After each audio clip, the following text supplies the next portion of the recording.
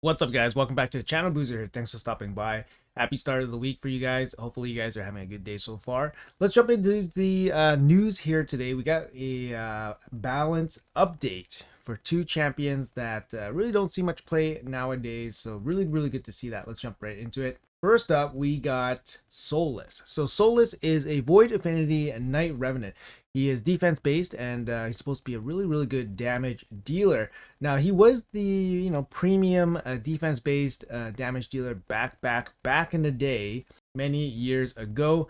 But yeah, since he's been super power crept now, he's also in the Knight Revenant, which has some really good champions in it, namely Embreeze. Embreeze is just an insane Knight Revenant. So let's see if his buffs brought him up to 2026.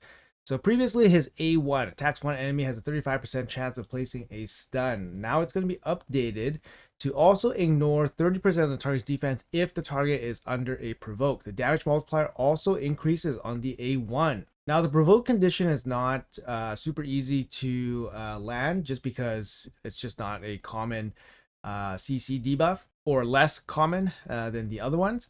But yeah, that's nice. 30% ignore defense, and the multiplier increase is nice.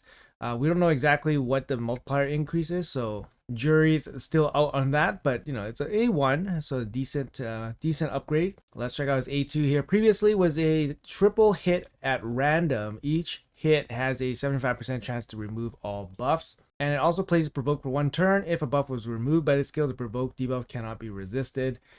Now it's going to be updated to attacks all enemies, so it becomes just straight up an AoE. That's already a huge upgrade. Each has a 75% chance to remove all buffs. I assume with books, it's going to be 100% chance to remove all buffs.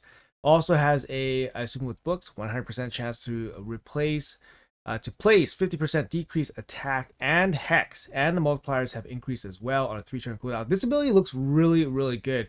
AoE, decrease attack with hex, with a strip, and the multiplier increases as well. Again, this ability could be absolutely nuts if the multipliers were just really good. So it doesn't have ignore defense or anything like that, but it brings quite a bit. Like I said, the strip, decreased attack, and hex. That means that Soulless will require accuracy in his kit. Whereas previously, you could build Soulless with no accuracy at all and just lean on him for damage dealing. Now, if you want these debuffs, obviously you must bring, accuracy, and it seems, yes, sure, you want these debuffs if you're playing him for PvE for sure. All right, let's move on to his A3, Reign of Terror. Previously, attacks all enemies, increases the duration of all debuffs on each target by one turn, then places provoke on all enemies for one turn, places a shield on this champion for 2 turns equal to 30% of the damage inflicted. Once you ascend Soulless, he will gain a damage boost for 10% of each debuff on the target. Previously was a 5-turn cooldown. And now when it's updated, this is going to be the changes here. The ability will now place the shield on all allies and a counterattack buff on himself. So that's just going to be the standard. And the damage increase will occur after he's ascended, so that's still there. But the other big thing is that the cooldown goes down from 5 turns to 4 turns, and that's really big. That's a nice upgrade, especially for to bring it up to speed, right? Bring it up to 2026. That helps a lot. Lastly, he also gets a new passive. A new passive added to a champion with no passive previously is actually really strong. Will ignore 30% of the target's resistance if the target's defense is lower than this champion. So we assume that probably 99% of most champions will have less defense than a defense-based damage dealer. So he's basically going to get ignore resistance, 30% all the time. Allies deal 25% more damage to targets under provoke debuff placed by this champion. So for Soulless, he only has, only one ability that places provoke. Only his A3. Only his A3 will place provoke. And yeah, your teammates can do 25% more damage to targets under provoke, and it has to be placed by him. So that kind of sucks that it's only placed by him, but it's a little bit of extra damage there. Actually, 25% is pretty decent. It's actually a good amount of damage. But it's not going to be full uptime on it, most likely, especially on the 4-turn cooldown ability. If there are multiple champions on a team with only one active, blah, blah, blah, blah, blah. Okay, so it's pretty simple passive. 30% ignore resistance means he just needs less accuracy to do what he needs to do.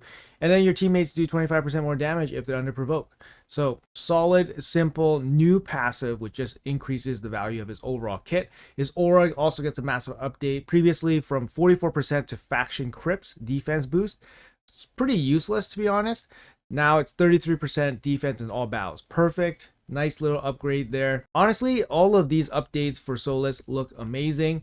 It's definitely going to make him way, way more viable. Will it make him better than somebody like Arima? Even somebody like Leonardo, for example? Probably not. Probably not, in my opinion, unless he like absolutely hits super, super hard. He still has no built-in survivability. He still requires a setup for his ignore defense. He doesn't ignore any other buffs, for example. So I wouldn't say he's like a premium nuker, but this definitely makes him significantly better, like way, way, way, way better. All right, let's quickly check out the next champion that's getting rebalanced, and that's going to be Roxam here. Roxam is a Magic Affinity Lizardman. He's attack-based damage dealer. This guy's kit previously was really weak and kind of all over the place. So they decided to upgrade him. He was, I believe he was one of the first. He was one of the first guaranteed champions in a hero's path, I believe. And his hero's path was so expensive. I don't remember what exactly it was, but I think the total cost for him was somewhere over 30 sacred shards or something. It was absolutely ridiculous. Yeah, it was nuts. So here he is, the famous Roxam, finally getting a update. So hopefully you guys that got that Roxam back in that hero's path, you've been clutching your Roxams. Now he's finally going to get a update here. His A1 previously attacks one enemy, has a 50% chance of filling his champion's turn meter by 10%. Also has a 50% chance of placing perfect veil on himself. That's really bad. Like, he only has a 50% chance of placing Perfect Veil on himself, which is not great because his whole kit actually synergizes around Perfect Veil. Now, after the update, he's going to be attack one enemy, fills his champion's turn meter by 10%, and places Perfect Veil on this champion for one turn if this attack is critical. That's awesome. Now you can control when the Veil happens. So as long as you build him with 100% crit rate and he's not enfeebled or anything like that, he will place Perfect Veil on himself. If this champion is under Veil, Perfect Veil fills champion's turn meter by 20% instead. That's pretty small pretty small upside, but it's fine. And damage multiplier increase. So you have to see how strong his A1 will be. His A2, Jungle Ambush, previously attacks one enemy, fills his champion's turn meter by 50%. Also has a 75% chance, I guess 100% chance when fully booked, of placing stun on the target for one turn when attacking under Veil or Perfect Veil. Also has a 100% chance of placing sleep when he's under Veil or Perfect Veil. Places Perfect Veil on this champion for 2 turns after attacking when you're without Veil or Perfect Veil on a 4-turn cooldown. After the rebalance, he's going to be, still has that 50% turn meter fill. It's still going to be a single target hit.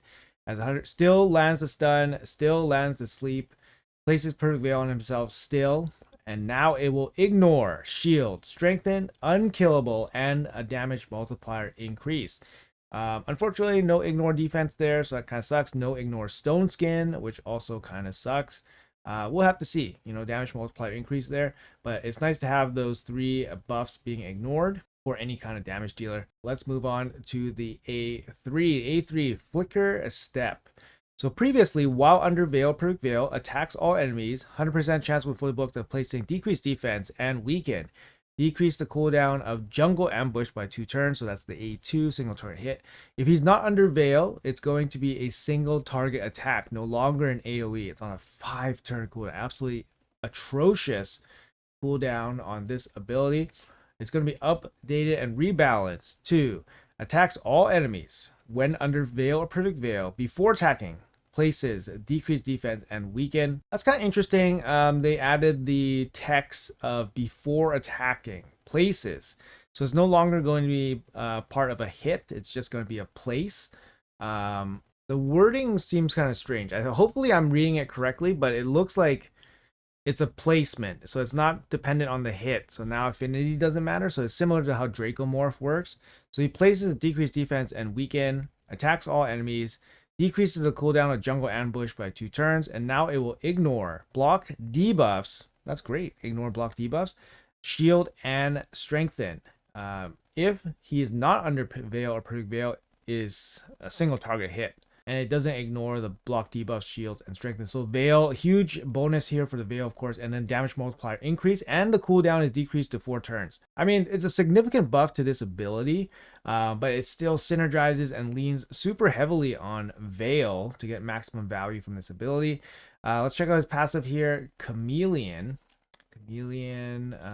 Previously places block debuffs and strengthen on this champion for 1 turn and a continuous heal for 2 turns whenever they receive a Veil or Perfect Veil.